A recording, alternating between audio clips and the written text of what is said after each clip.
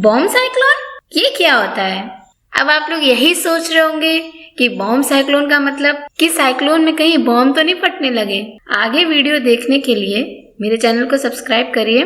तो आइए बात करते हैं कि ये बॉम्ब साइक्लोन आखिर है क्या, किस आफत का नाम है, कहाँ से आया, ये कैसे बनता है। लेकिन पूरी जानकारी के लिए आपको वीडियो लास्ट तक देखनी पड़ेगी। कैलिफोर्निया में इस समय बॉम्ब साइक्लोन से बहुत लोग जूझ रहे हैं। इस साइक्लोन की वजह से कैलिफोर्निया और उसके आसपास के इलाकों के ऊपर आसमान में 5वीं श्रेणी की खतरनाक वायुमंडलीय नदी यानी कि एटमॉस्फेरिक रिवर का भी बहाव देखा जा रहा है, जिसकी वजह से तेज बारिश हो रही है। कई स्थानों पर कई फीट ऊंची बर्फ गिर रही है। कैलिफोर्निया ने इस बॉम्ब साइक्लोन से पहले जंगली आग, प्रचंड सूखा, भयानक गर्मी, बाढ़, भूस्खलन से जूझ चुका है। अब आप सोच रहे होंगे कि ये बॉम्ब साइक्लोन का वर्ड कहाँ से आया, ये शब्द कहाँ से आया। असल में जब बॉम्ब विस्फोट की तरह मौसम में तेजी से परिवर्तन होता है तब वैज्ञानिक उसे बॉम्बोजेनेसिस कहते हैं। ऐसे साइक्लोन्स तब आते हैं जब उस जगह के ऊपर वायुमंडल के मध्य में तूफान कम से कम 24 घंटे के लिए 24 मिलीबार्स तक स्थित रहे।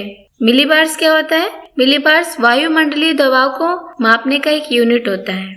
बॉम्ब साइक्लोन के साथ बड़ी दिक्कत ये हो गई कि यह कैलिफोर्निया के ऊपर बनी वायुमंडलीय नदी के साथ जाके मिल गई है, जिसकी वजह से इसकी जो ताकत है वो कई गुना ज्यादा बढ़ चुकी है। वायुमंडलीय नदी यानी असल में आसमान में तेजी से बहने वाली नमी वाली हवा होती है। ये कई बार हरिकेन और कई बार टॉर्नेडो का भी रूप ले लेती है। अगर इसे 5वीं श्रेणी में रखा गया तो इसका मतलब ये बहुत ही ज्यादा तबाही मचाने वाली है कैलिफोर्निया में।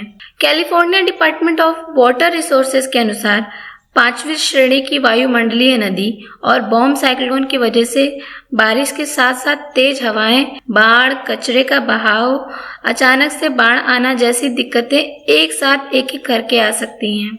सैक्रामेंटो में नेशनल वेदर सर्विस ने 24 अक्टूबर को तेज बारिश, बाढ़ जैसी आपदाओं के लिए चेतावनी जारी रखी थी।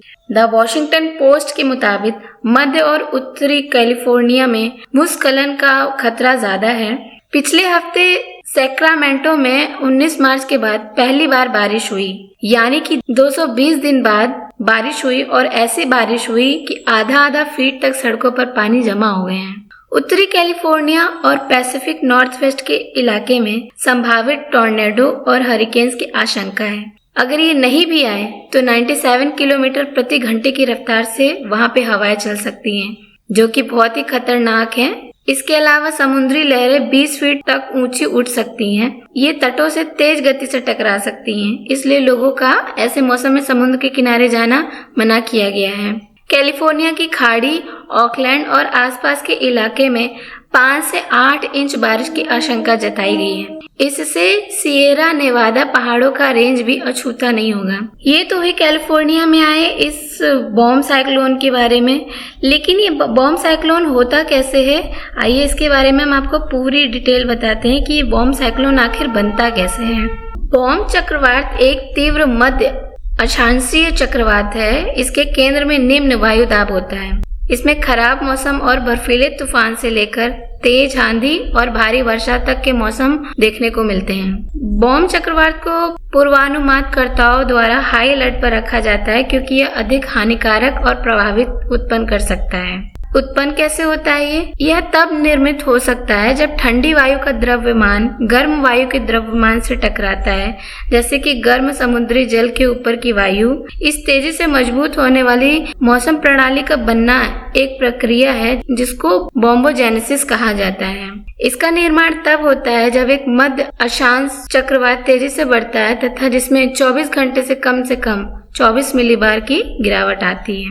अभी मैंने आपको बॉम्ब चक्रवात और हरिकेन के बारे में बताया था, लेकिन ये दोनों एक दूसरे से अलग कैसे हैं ये भी जान लीजिए। हरिकेन एक उष्णकटिबंधीय क्षेत्रों में बनते हैं। उष्णकटिबंधीय मतलब जहाँ पे आपको गर्मी काफी ज्यादा मात्रा में देखने को मिलेगी, जैसे हमारे इक्वेटोरियल रीजन के आसपास जो इक्वेटर के इलाके होते हैं वहाँ पे। तो उष्णकटिबंधीय क्षेत्रों में बनते हैं और गर्म समुद्रों द्वारा संचालित होते हैं। इस कारण से वे गर्मियों के मौसम में एक आम होते हैं क्योंकि इस दौरान समुद्री जल काफी गर्म होते हैं। वहीं बॉम्ब चक्रवात आमतौर पर ठंड के दौरान देखने को मिलते हैं, क्योंकि ये चक्रवात ठंड और गर्म हवा के मिलन के कारण बनते हैं। गर्मियों के दौरान आमतौर पर पूरे वातावरण में अधिक ठंडी हवा नहीं होती। इसका मतलब ये है तब तक एक बम चक्रवात उत्पन्न होने की संभावना बहुत ही कम होती है। उष्णकटिबंधीय जल्म में तूफान बनते हैं, जबकि बम चक्रवात उत्तर पश्चिमी अटलांटिक, उत्तर पश्चिमी प्रशांत और कभी कभी भूमध्य सागर के ऊपर बनते हैं। यानी कि जो हरिकेन्स होते हैं वो हमारे गर्म इलाके में होते हैं, और जो बॉम्ब चक्रवात हैं वो हमारे ठंडे इलाकों में देखने को मिलते हैं। तो आई होप आपको इसके बारे में जानकारी पाके काफी अच्छा लगा होगा।